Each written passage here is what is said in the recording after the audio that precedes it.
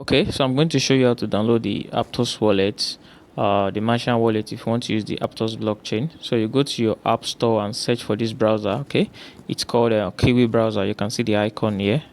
So when you open that, you open your browser. I'm going to leave the link to the extension in the description below. So what you should do is you input the link, or you go to Chrome web store and search for martian wallet. You can see that right here.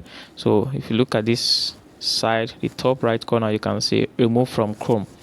I added it already. So if you click on add as a new user, you're going to see it here. When you click on the menu on the right side, you scroll down on your mobile, okay, and then you're going to see martian wallet. Okay, you can see all the wallet I have, all the extensions I have. So you can install literally any extension for desktop on your mobile and use them, just in case you're a mobile person. And then when you come here, you can see your wallet right here. Okay, you can see your wallet, and then now they have the Sui wallets attached. So make sure you do the testnet for the Sui and all the rest like that. I hope you don't miss out on this. Okay, so you can see NFTs, and then when you scroll, just play around with the app, you're going to see staking. You can actually stake on the app. You can buy NFTs and do a lot of features. Okay, so people